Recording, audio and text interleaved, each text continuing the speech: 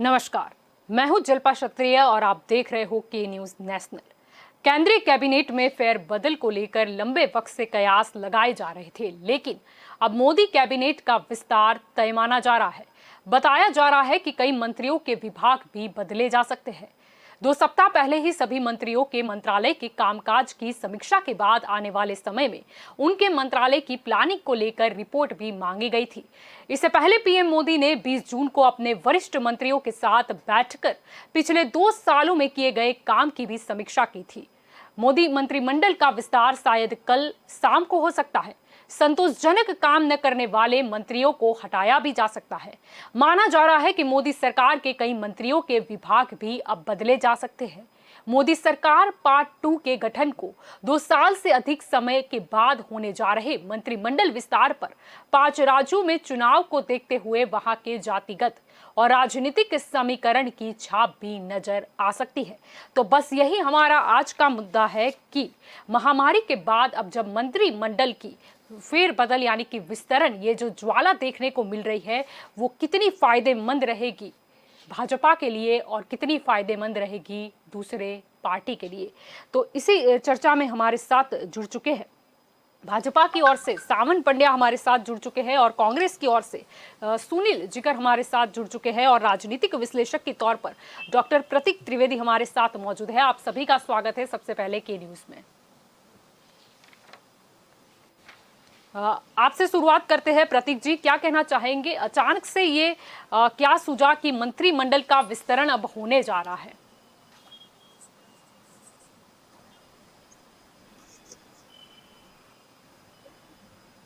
जी के लिए जाने जाते हैं क्योंकि उनके जी पास गुजरात का एक बहुत ही सुदीर्घ इतिहास रहा है और उनके पास गुजरात का एक राजनीतिक और कूटनीतिक अनुभव भी अपने साथ लेके वो प्रधानमंत्री बने। पर कहीं ना कहीं इस कोरोना की महामारी से जूझ रहा है, जब चाइना वापिस अपनी रणनीतिक युद्ध स्तर पे तैयारी कर रहा है।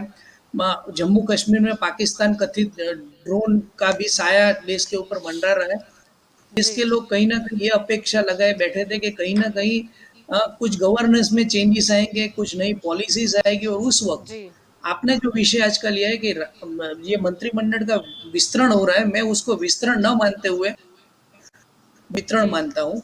और ये जी वितरण बोलने के साथ मेरे पास एक उसका प्रूफ भी है। जी शायद आपको पता होगा, के श्रीधरन नाम के मेट्रो मैन जो केरल में बीजेपी की ओर से जिन्होंने चुनाव लड़ा था, उनका ये स्टेटमेंट है कि 2014 में मोदी साहब की जो मिनिस्ट्री थी वो आला दर्जे की थी, पर जो 2019 की उनकी मिनिस्ट्री है वो 2014 के कंपैरिजन में बहुत ही वीक है।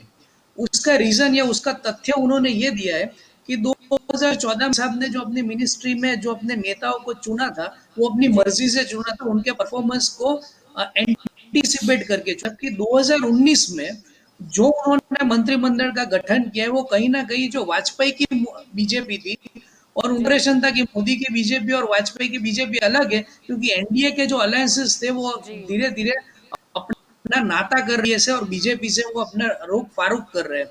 तो कहीं ना कहीं 2019 के बाद आप जब 2021 में हम लोग आए, तो क्या हम देखते हैं कि एनडीए के पास कौन सा घटक दल रह गए? रामविलास अठवाले की पार्टी को अगर बात करें तो उसके अलावा जी एसएडी जो उनसे अलग हो चुकी है, टीडीपी जो उनसे अलग हो चुकी है, आजसू उनसे अलग हो चुकी है, शिवसेना उनसे अलग हो चुकी है, और नई नई पार्टी जो उनसे किनारा कर चुकी है वो है एलजेपी। तो कहीं ना कहीं नरेंद्र मोदी गवर्नमेंट जो है वो गवर्नेंस में कहीं ना कहीं जो पीछे अ,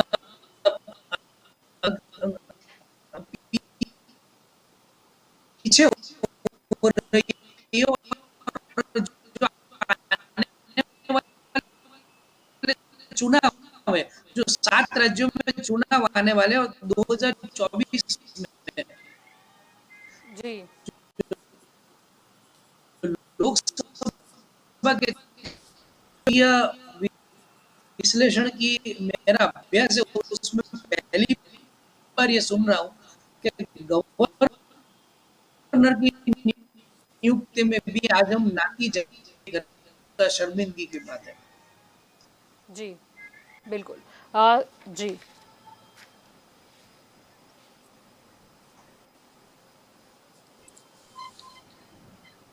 जी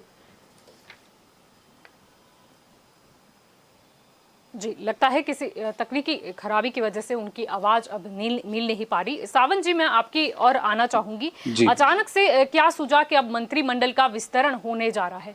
कहीं ऐसा तो नहीं है कि कोरोना काल के बाद डैमेज कंट्रोल करने के लिए अब मंत्रिमंडल का सहारा लिया जाएगा? देखिए, मैं मेरी बात इस तरह से कुछ रखता हूँ कि मंत्रिमंडल का विस्तार और विस्तरण जो भी है, वो ऐसा नहीं है कि कोई एक ही सरकार अब ये पहली बार करने जा रही है। हर एक सरकार, जो भी सरकार होती है, वो अपने हिसाब से अपने मंत्रिमंडल का विस्तार करती है। जी।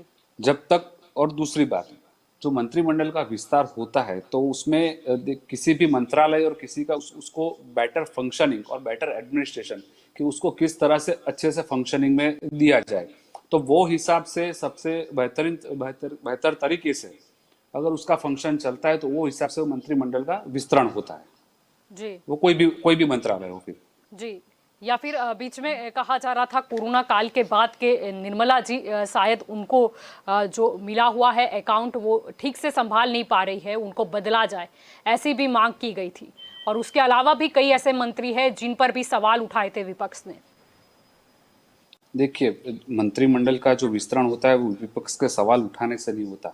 मंत्रिमंडल का विपक्ष जो विस्तरण होता है, वो मैं क्लैरिफाई कर रहा हूँ फिर से, कि जो भी मंत्रालय वहाँ पे है तो वो मंत्रालय का एक्सपांशन होता है, तो उसका वो बेटर एडमिनिस्ट्रेशन, उसका बेटर फंक्शनिंग होता है, तो उसके हिसाब से, और वो किस तरह से अभी पब्लिक के बीच में ज्यादा सर्विस दे सके अच्छी तरह से, उसके हिसाब से भी मंत्रिमंडल का फंक्शन होता है। दूसरी बात, मंत्रिमंडल में जिसका जो मैक्सिमम लिमिट्स होता है, तो वो हिसाब से अभी काफी कम मंत्री सरकार में है, तो वो हिसाब से कॉन्स्टिट्यूशनली भी जहां तक वो जा सकते हैं, वो हिसाब से वो कानूनी जी। दायरे में रहकर जी। मंत्रिमंडल का विस्तार जी। हो रहा है। या ऐसा भी हो सकता है कि अभी आने वाले समय में काफी राज्यों में चुनाव है, इसीलिए अब लग रहा है कि कम मंत्री होंगे तो कहीं ना कहीं भाजपा को लॉस होगा। क्यों ना सबको साथ लेकर चला जाए और सारे जो इलेक्शन आ रहे हैं वो भी पार कर दिए जाए और 2024 के लिए भी एक नींव खड़ी कर दी जाए। देखिए, भारतीय जनता पार्टी तो देखिए, कार्यकर्ता के हिसाब से विश्व की सबसे बड़ी पार्टी है, पहली बात। दूसरी बात रही है कि जो इलेक्शन, अगर 2019 के बाद के जो भी इलेक्शन आते हैं, उसके अलावा आप 2024 की बात कर रही है, तो भारतीय जनता पार्टी का हर एक कार्यकर्ता हमेशा हर एक इलेक्शन के लिए तैयार रहता है। तो वो ऐसी बात नहीं है कि मंत्रिमंडल के सिर्फ विस्तरण से भारतीय जनता पार्टी उसको कुछ पॉलिटिक्स, ऐसी विजन पॉलिसी के हिसाब से देख रही है, ऐसा नहीं है। जी, आपकी ओर आना चाहूंगी मैं। सुनील जी, क्या कहना चाहोगे इस विषय पर? मोदी सरकार में तो विस्तरण होने जा रहा है, लेकिन इसी बीच कांग्रेस में भी कुछ बदलाव नजर आ रहे हैं। आज का जो दिन है वो कांग्रेस के लिए भी बहुत ही मतलब बड़ा दिन रहा, क्योंकि गांधी परिवार को छोड़ के शायद अब कोई नया चेहरा अध्यक्ष के रूप में आएगा, ऐसी भी बात सामने आई है। क्या कहना चाहोगे? नहीं, अभी तक तो ऐसी कोई बात है नहीं, यानी मगर कि गांधी मंत्रिमंडल परिवार का का ही चेहरा विस्तार, रहेगा अध्यक्ष के तौर पर? नहीं, अभी तक कोई बात नहीं है, समझ लो। अभी तक मैं आज तक बोल रहा हूँ, तब तक कोई ऐसी बात नहीं है। जी। अभी फिर बात रही अचानक से मंत्रिमंडल ये की। जो मंत्रिमंडल, पंजाब के सीएम हैं अमरिंदर सिंह, वो वहां पर मिलने गए थे, उसका क्या कारण रहा? वो पंजाब की अनहोनी बात थी, और उसमें भी अरविंदर सिंह ने बाहर निकल के बोला कि हाई कमांड जो करेगा वो मंजूर है। तो जी, ऐसी या सिद्धू कोई जी ने ज्यादा कोई ये दिक्कत की। कुछ दिनों पहले बैठक की थी प्रियंका जी के साथ, और उन्होंने कहा था कि वो ये अमरिंदर सिंह यानी ये सीएम के साथ काम नहीं कर सकते। यानी कहीं कहीं कहीं पंजाब की जो कुर्सी है वो भी डगमगा रही है, यानी उसे भी संभालना बहुत आवश्यक था। और मोदी सरकार में जो ये मंत्रिमंडल विस्तरण की बात आ रही है, तो कहीं ना कहीं राजस्थान भी संभालना पड़ेगा। कहीं छोटे पायलट है वो कहीं नाराज है, वो कहीं भाजपा की ओर ना चले जाए। नहीं नहीं, ऐसी कोई बात नहीं है। ऐसे तो आप देखो कि आज आप अरविंदर सिंह की बात कर रहे थे, एक हफ्ते 2 हफ्ते पहले आप यूपी की बात देख लो कि यूपी के अंदर जी। अब योगी आदित्यनाथ 3 बार गए दिल्ली, 4 बार उसके वहां से सब उसके डेप्यूटी सीएम गए। ये तो सब प्रक्रिया होती है, हर पार्टी में होती है, कांग्रेस में होती है, बीजेपी। जी। जी। और मंत्रिमंडल विस्तार यूपी के में बाद से ही सीएम कोई का बड़ा आभारी चेहरा अधिकार है। भाजपा में शामिल हो गया था, उसके बारे में आपका क्या कहना है? क्या बोले? अगर यूपी क्या की बताया बात मैडम? करें तो कांग्रेस के बहुत बड़े नेता जो भाजपा में कुछ दिनों पहले शामिल हो गए थे, यानी कहीं ना कहीं वो कांग्रेस वो को अब डर लग रहा है क्योंकि वो मंत्रिमंडल की मतलब नहीं वो नहीं नहीं, लालच ऐसा जो है। ऐसा ऐसा आप नहीं, ऐसे तो आप देखो तो पश्चिम बंगाल का चुनाव हुआ, समझो कि आधी टीएमसी बीजेपी में चली गई थी। जी, परिणाम क्या और आया अभी उसका? भी कुछ कोई बड़े नेता का बेटा भी शामिल हुआ पश्चिम बंगाल के टीएमसी में, यानी कांग्रेस को अब संभलने की टीएमसी आवश्यकता में है। शामिल, आप मेरी बात समझ लो। किसी के आने जाने से बहुत फर्क नहीं होता है। प्रजा जो होती जी है, वो प्रजा जो निर्णय करती है, उससे सब होता है। आज मैं कहीं चला जाऊं या दूसरे कोई बड़ा नेता चला जाए तो उससे प्रजा का मन है वो क्या है, वो अभी प्रजा का मन ऐसा है कि बीजेपी को हराना है। जी। कोरोना काल के वैसे दरमियान सिंधिया के जाने बीजेपी से ने क्या फर्क पड़ा कांग्रेस को? किसको जाने से? सिंधिया के जाने से क्या फर्क पड़ा कांग्रेस को? सिंधिया के जाने से भी क्या हुआ? सिंधिया के जाने से सरकार चली गई, मगर सिंधिया को भी कांग्रेस ने वो क्या नहीं फर्क दिया? नहीं रखता है आपको? नहीं नहीं कि सिंधिया क्या करे? सिंधिया को जाने से क्या हुआ? सिंधिया को भी कांग्रेस ने क्या नहीं दिया, मेरे को बताओ। आज जी भारतीय जनता पार्टी उसको केंद्र में मिनिस्टर बनाने की बात कर रही है, तब भी बनाया था। जी कांग्रेस की सरकार थी तब भी उसको केंद्रीय मिनिस्टर बनाया था। जी अपेक्षा के मुजब काम करना होता। पार्टी की वफादारी सबसे बड़ी बात होती है। जी बिल्कुल। मैं जो आ, जब तक समझता हूँ पार्टी की वफादारी सबसे ज्यादा, मेरे को ये चीज चाहिए, मेरे को ये पद चाहिए, वो बात पार्टी में जब होती है तभी जी पार्टी में फूट होती है। और अपनी अपेक्षा जब ज्यादा हो जाती है तब पार्टी में। जी। प्रतीक जी, आपकी ओर आना चाहूंगी, क्या कहना चाहेंगे? यहाँ पर तो सुनील जी बता रहे हैं कि कांग्रेस को ज्यादा फर्क नहीं पड़ता। आपको क्या लगता है कि ये मंत्रिमंडल के जब विस्तरण का मामला है तो हमने देखा कि महाराष्ट्र में भी हलचल मची हुई है, कहीं ना कहीं शिवसेना और भाजपा की जो बढ़ती हुई दोस्ती है, या फिर हम यूपी की बात कर ले तो वहां से भी वरुण गांधी को शायद मंत्री बनाया जाए ऐसा कहा जा रहा है। बिहार की बात करें तो वहां से भी एक दो नाम सामने आ रहे हैं। क्या कहना चाहोगे, भाजपा को कितना फायदा होगा और सामने दूसरी जो पार्टी है उन्हें कितना नुकसान?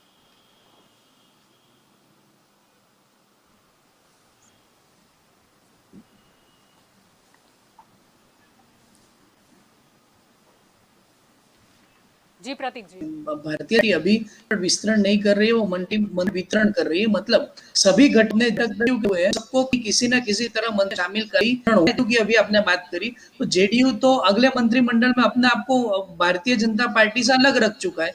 वहीं से भी आरसीपी सिंह हो या लल्लन सिंह हो, उनका नाम आगे आ रहा है। मध्य प्रदेश की आपने बात करी तो ज्योतिरादित्य सिंधिया ने भारतीय जनता पार्टी के लिए ऐसा तो जी क्या उनके कार्यकरों के लिए काम कर दिया है तो उनको में समावेश करने की जरूरत पड़ी। अभी भाजपा पार्टी के प्रवक्ता ने कहा कि परफॉर्मेंस के लिए। तो मैं जानना चाहता हूं कि नरेंद्र वहां भी तोमर बहुत जिनके बड़े पास बड़े नेता है 4 बीजेपी के। जितेंद्र सिंह वहां जिनके पास बीजेपी के 4 बहुत बड़े मंत्रालय, बड़े नेता है। रविशंकर प्रसाद जिनके पास 3 मंत्रालय, डॉक्टर जी हर्षवर्धन जिनके पास 3 मंत्रालय, पीयूष गोयल, प्रकाश जावड़ेकर, प्रहलाद जोशी, सबके पास 3 3 मंत्रालय। तो इनमें से कौन से मंत्री ऐसे जिनका परफॉर्मेंस अच्छा नहीं है, कि जिनका जी परफॉर्मेंस लोड आपको कम करने के लिए मंत्रिमंडल को वितरण करने की जरूरत पड़ी?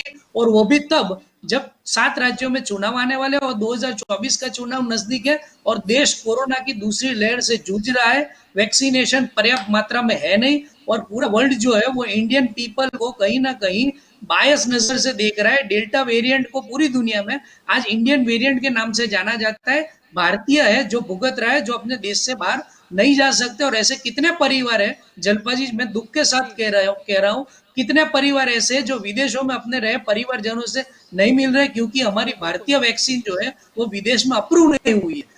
और ऐसे पे नरेंद्र मोदी जी जो 24 घंटे काम करने के लिए जाने जाते का जी प्राउड है, वो नरेंद्र मोदी हम ऑफिस में से उनकी छुट्टी ले रहे हैं। या आधिकारिक तौर पे पीएमओ का स्टेटमेंट मेरे पास है कि 7 और 8 तारीख को नरेंद्र मोदी की सभी मीटिंग कैंसिल कर दी गई है, जो एक दिन में 8-8 10-10 मीटिंग लेने के लिए जाने जाते हैं। तो जी मेरा यहाँ पे सीधा सीधा कहना यह है कि ऐसे ऐसे दौर पे जब थावरचंद गहलोत जैसे नेता, जो भारतीय जनता पार्टी के दिग्गज आदिवासी नेता है, थावरचंद गहलोत जैसे नेता जो भारतीय जनता पार्टी के एक दलित चेहरा है, जो जी बीजेपी संसदीय बोर्ड के भी सभ्य है, क्या भारतीय जनता पार्टी के प्रवक्ता ये कहना चाह रहे हैं कि उनका परफॉर्मेंस अच्छा है? इसको बदल के, क्योंकि उनको गवर्नर बना दिया है, इसलिए उनकी जगह किसी ना किसी को तो लाना पड़ेगा, तो जी किसका परफॉर्मेंस अच्छा नहीं है, वो यहाँ पे भारतीय जनता पार्टी के प्रवक्ता को हमें पूछना चाहिए। जी। आपको क्या लगता है अभी जो राज्यपाल का भी अचानक से जो 8 राज्य है वहां पर किसी की बदली हुई, किसी को रखा गया, कहीं ना कहीं ये पूरी एक तैयारी चल रही है आने वाले चुनाव की और 2024 की भी। नहीं, बिल्कुल सर, मैंने जैसे कहा वैसे कि ये मंत्रिमंडल का वितरण जो है वो अगर आधिकारिक तौर पे देखो तो आपकी जितनी लोकसभा में सीट है उसके 15% सीटों तक आप अपने मंत्रिमंडल का विस्तरण कर सकते हो। तो अभी भी 53 मतलब 53 जितने मंत्री तो आज के दिन में भी गवर्नमेंट में जो गवर्नमेंट को अच्छे से चला रहे, क्योंकि जी भारतीय जनता पार्टी के प्रवक्ता ने कहा कि वो तो चुनाव के लिए हरदम तैयार है और आएगा तो मोदी, उनका हैशटैग भी चल रहा है, तो फिर जी मंत्रिमंडल वितरण का तो यहाँ सवाल ही नहीं पैदा होता।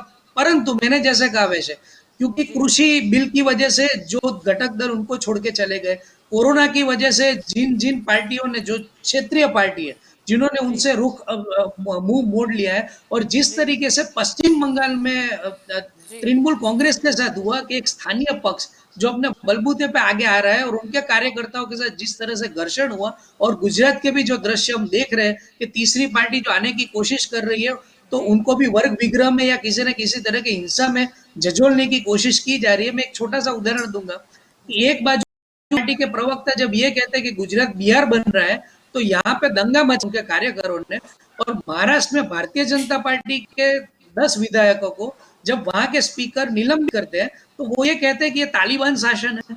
वो भारत देश की जी तालिबान के साथ जोड़ते हैं, और यहाँ का अगर नेता ये कह दे कि गुजरात बिहार बन रहा है, तो यहाँ पे उधम मचा दिया है। मतलब कहीं ना कहीं ये सब गठजोड़ को मिलाने के लिए दिस मंत्रिमंडल expansion is not by choice, it is by force. ये मैं बिल्कुल जहनी तौर पे, या किसी भी राजकीय विश्लेषक को कभी भी आप पूछोगे, आपको कहेगा कि ये जो मंत्रिमंडल का विस्तरण हो रहा है वो बाय चॉइस नहीं है, वो बाय फोर्स है।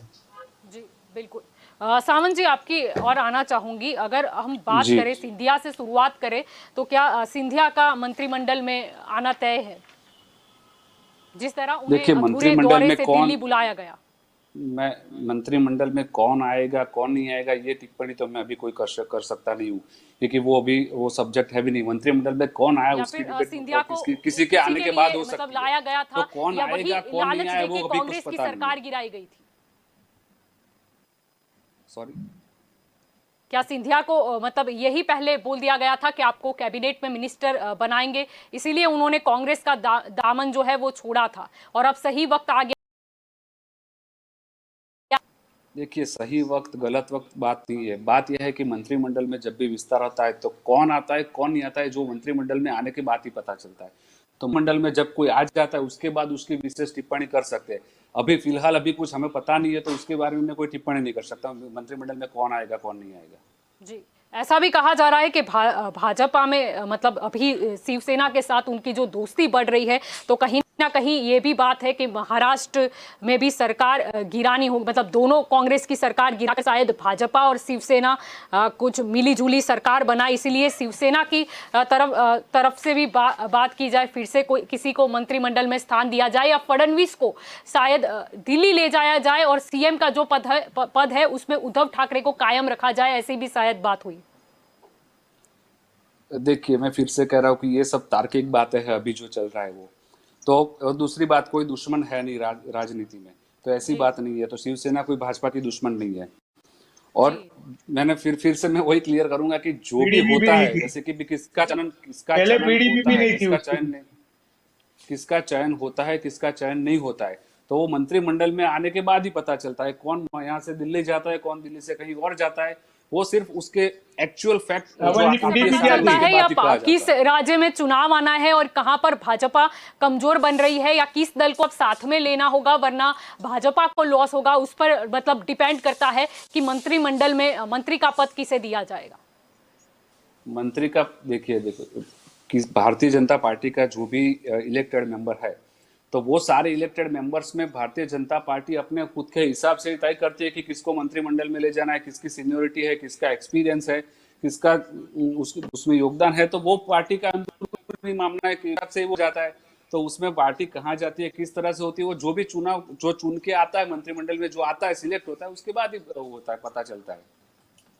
जी सुनील जी, मैं आपकी ओर आना चाहूंगी। आपका क्या ख्याल है, अगर महाराष्ट्र की बात करें तो अभी शायद भाजपा और शिवसेना की जो नई नई दोस्ती है, और शायद ऐसा भी कहा जा रहा है कि शायद शिवसेना जो है वो दोनों कांग्रेस को आउट करके और बीजेपी के साथ हाथ मिलाकर बैठेगी, और इसीलिए शायद ये मंत्रिमंडल के विस्तारण में कुछ जो शिवसेना के साथ सौदेबाजी हुई होगी उस हिसाब से आगे मंत्री पद का डिसीजन लिया जाएगा।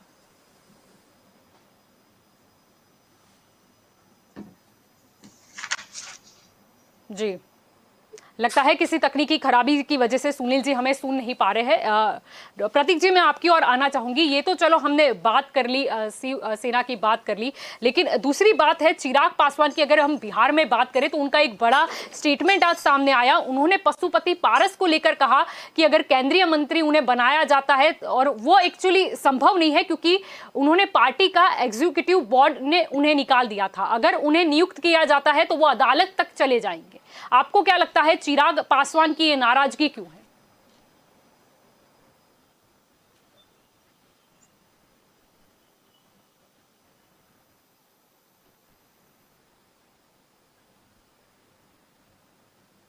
नहीं, ये तो पहले से भारतीय जनता पार्टी ने डिसाइड करके रखा है और उनका क्राइटेरिया ज्योतिरादित्य अपने साथ 22 विधायक को लेके गए। दूसरी बार वही 22 में से 17 को जीतवा भी दिया, और ज्योतिरादित्य सिंधिया आज राज्यसभा के साथ उनको एक और तोहफा में मिल गया कि उनको मंत्रिमंडल वो शामिल करने वाले हैं।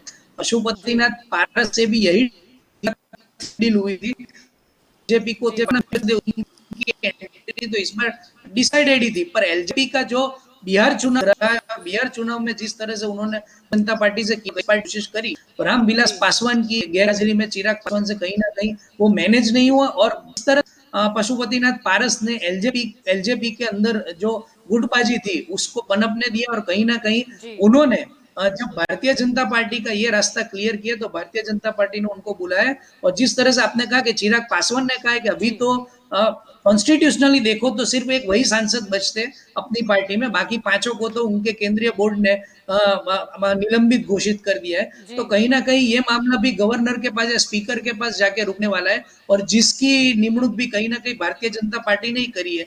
तो वो क्या होने वाला है, वो ज्यादा कॉन्स्टिट्यूशनल डिबेट में हम नहीं जाएंगे क्योंकि वो सब जुडिस मैटर होने वाली है। पर कहीं ना कहीं पशुपतिनाथ पारस को इस चीज का जेडीयू की तरफ से या तो बीजेपी की तरफ से वो अपने आप को रिप्रेजेंट कर सकते हैं मंत्रिमंडल में, ना कि एलजेपी की तरफ से।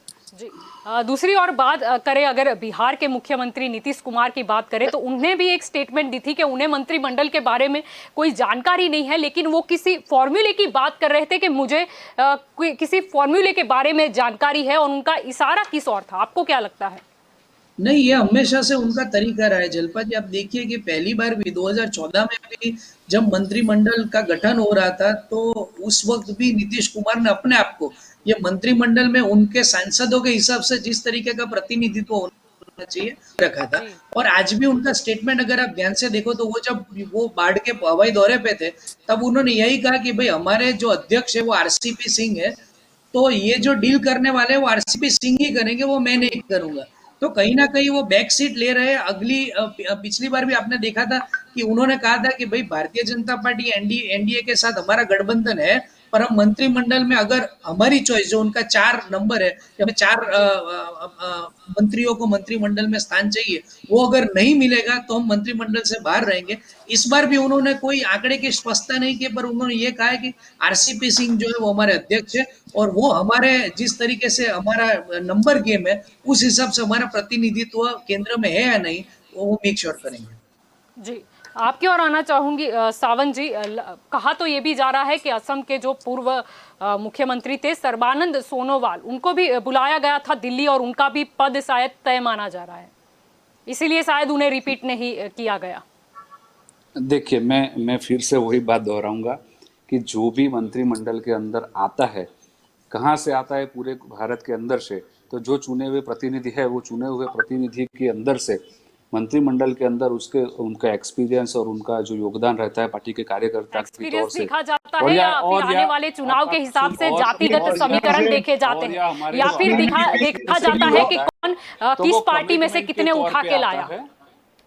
कश्मीर पीडीपी में से लो एक दो, पीडीपी आपकी सहयोगी थी ना पहले, उसमें से भी एक अभी दो अभी ले लो। फिलहाल हम अपने अभी जो आने वाला है जो मंत्रिमंडल का विस्तार उसकी बात कर रहे हैं, तो अननेसेसरी कमेंट्स का कोई उत्तर देने की कोई आवश्यकता नहीं है, पहली बात। दूसरी बात, मैं फिर से बोल रहा हूँ कि मंत्रिमंडल में आप देखिए ये हमारे जो कांग्रेस वाले अलायंस है बैठे हैं तो उसके, बोलेंगे तो सही ना, हाँ तो बोलते रहिए। हमारे आपको जो सुनने के अलायंस लिए है नहीं बैठे तो, हैं।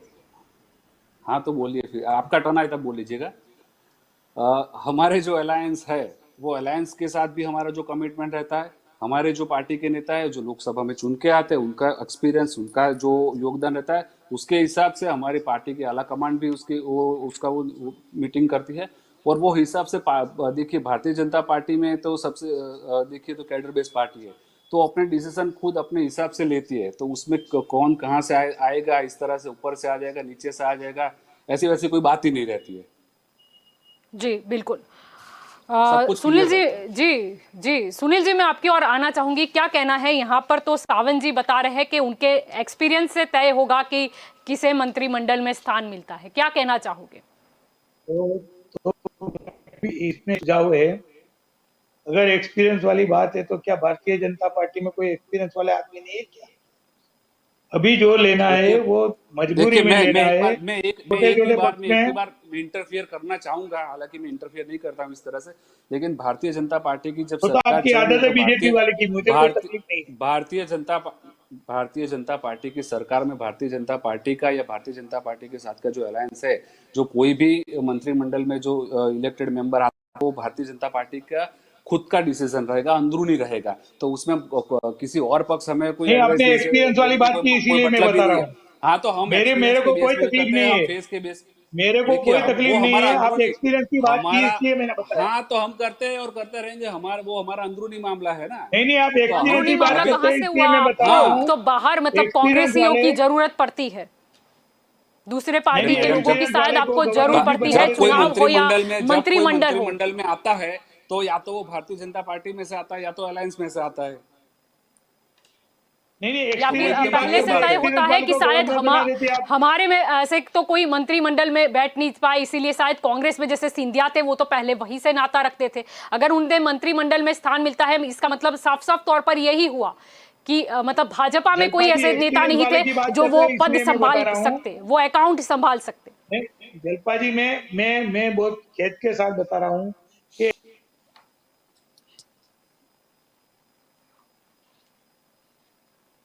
जी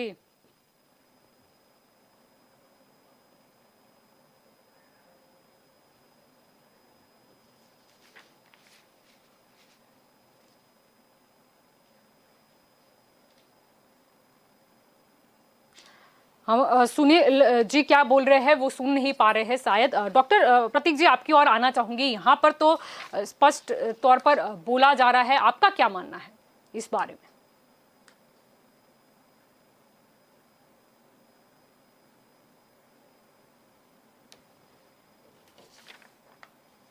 लगता है उन्हें भी सुनाई नहीं दे रहा है। आपकी ओर ही आ जाती हूँ सावंत जी। अभी आप बोल रहे हो, अगर हम बात कर ले वरुण गांधी की, तो यूपी में उन्हें भी शायद मंत्रिमंडल में स्थान दिया जा सकता है। इसका कारण क्या है? यूपी के चुनाव आ रहे हैं इसीलिए क्या? देखिए पार्टी में काफी चेहरे हैं भारतीय जनता पार्टी के पास, तो भारतीय जनता पार्टी में उनका योगदान, उनका कार्य बतौर कार्यकर्ता, बतौर नेता, तो वो उनकी जो कार्यक्षमता है, जो कोई भी हो, चाहे वरुण गांधी जी हो कोई भी हो, तो उनकी कार्यक्षमता, उनकी योग्यता, उनका योगदान, वो सबके हिसाब से उनको जो भी पद मिलता है वो उसके हिसाब से मिलता है, वो छोटे से छोटा कार्यकर हो या कोई भी बड़ा नेता हो। जी, पर उससे तो ये नहीं होगा कि जिसे पद नहीं मिलता है, जो दावेदार भी है, जो शायद भाजपा से ही शुरुआत से साथ में रहे हैं, उनकी नाराजगी नहीं हो जाएगी क्या ये विस्तरण की ज्वाला से? नहीं, कोई नाराजगी नहीं होगी। क्यों नाराजगी होगी? आपको नहीं लगता कोई नाराजगी होगी? नहीं, भारतीय जनता पार्टी में अभी तो ऐसी दावेदार कोई तो बात ही काफी नहीं है, कोई दावेदार तो कोई काफी देखिए, लोग हैं। तो भारतीय जनता पार्टी का हर एक कार्यकर्ता सक्षम है, तो भारतीय जनता पार्टी में दावेदार की कोई कमी नहीं है। लेकिन मैंने फिर से वो मैंने जो आगे बोला वही उनकी कार्यक्षमता, उनकी योग्यता, उनका सीनियरिटी, उनका एक्सपीरियंस, वो सब के हिसाब से वो उनको उनके योग्यता का पद दिया जाता है।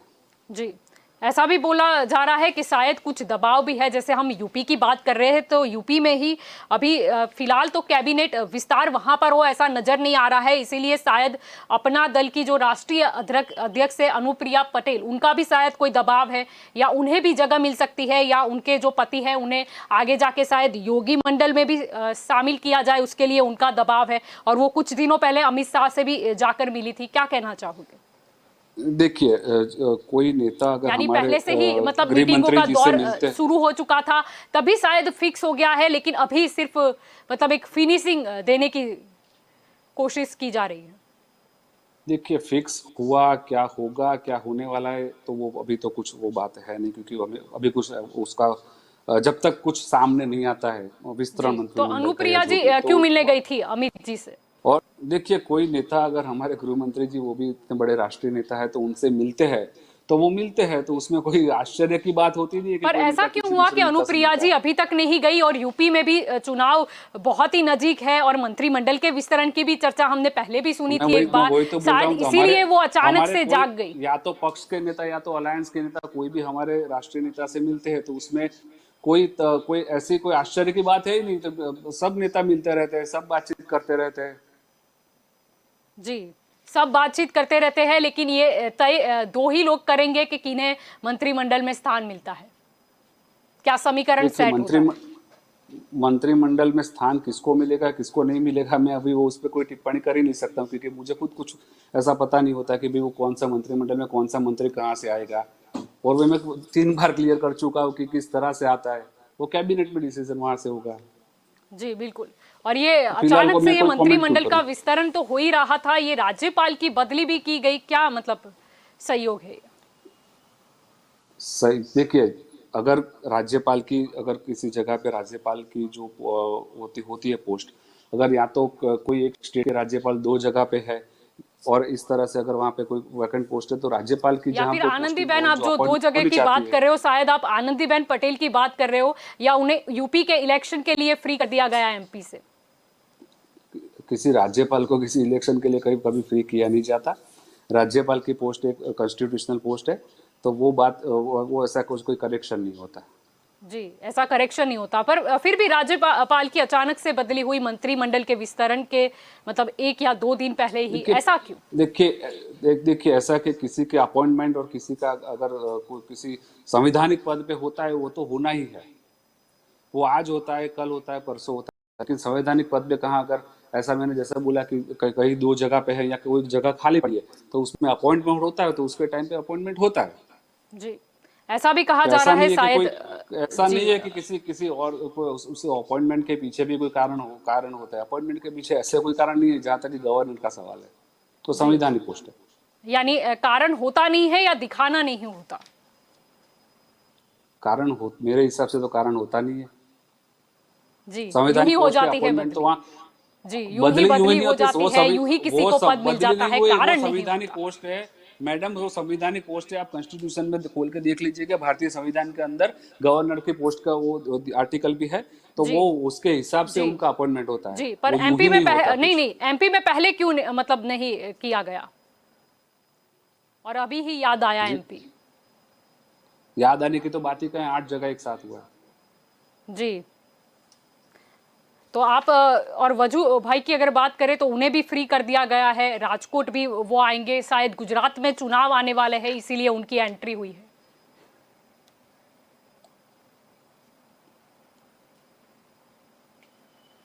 क्या कहेंगे?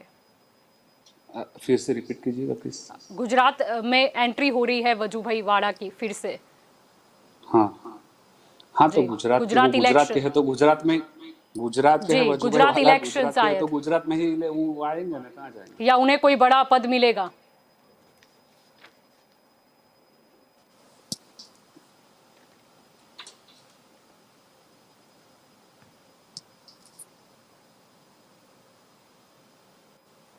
तो दंगल देश का में अभी वक्त हो चला है एक कॉमर्शियल ब्रेक का। ब्रेक के बाद हम फिर लौटेंगे और इस चर्चा को हम आगे बढ़ाएंगे।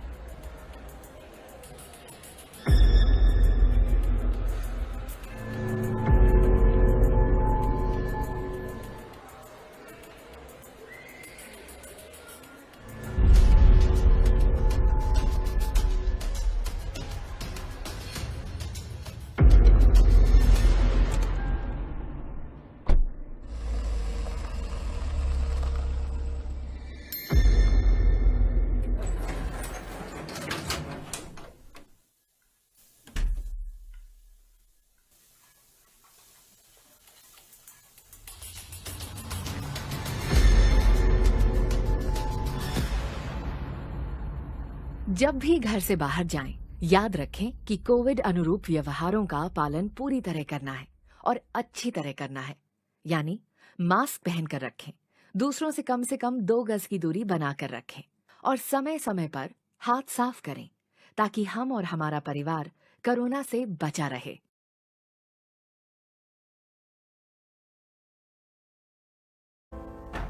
નેહા હા મારી કેબ જોઈ સાવધાન સવારમાં ક્યાં જાવ છો ડ્યુટી પર સાહેબ ઓકે તમને ખબર છે કોરોના નામનો એક ક્રિમિનલ સાહેબ પોલીસ જોડે જીભા જોડી નહીં સાવધાન આ ક્રિમિનલ થી જનતાને બચાવવા આપ શું કરો છો અમે લોકોમાં જાગૃતતા ફેલાવીએ છીએ કે માસ્ક પહેરવું જોઈએ, સોશિયલ ડિસ્ટન્સિંગનું પાલન કરવું જોઈએ અને ખાસ કરીને રસી લેવી જોઈએ. જેમ બીજા ક્રિમિનલ્સની સામે પોલીસ એ જનતાનું સુરક્ષા કવચ છે, તેમાં વેક્સિન કોરોના સામે જનતાનું સુરક્ષા કવચ છે. ગુડ બોય સાહેબ હવે વિશ્રામ થાવ કે ના હજુ સાવધાન જ રહેવું પડશે. કોરોનાના કેસ ઘટે એટલે લોકો બેદરકારી દેખાડે એટલે પાછા કેસ વધે. જે સાવધાન એ જ સુરક્ષિત. જી સાહેબ. કોરોના સામેની જંગમાં જે સાવધાન તે જ સુરક્ષિત. ગુજરાત પોલીસ દ્વારા જનહિતમાં पेट्रोल डीजल के दाम हर बार बढ़ते गए तो स्कूटर खड़ा कर दिया, बस से चलने लगे. पढ़ाई लिखाई के खर्चों ने हमारी जेबें खाली कर दी, फिर भी मन मारकर काम चलाया. पर जब रोज रोज की हर जरूरत की चीजों के दाम लगातार बढ़ते जाएंगे तो हम अपने बच्चों का भविष्य कैसे बनाएंगे? उन्हें क्या खिलाएंगे? महंगाई को लगातार बढ़ाने वालों जनता माफ नहीं करेगी. चलो हालात बदले, देश की सरकार बदले, भाजपा को वोट दे. अब की बार मोदी सरकार.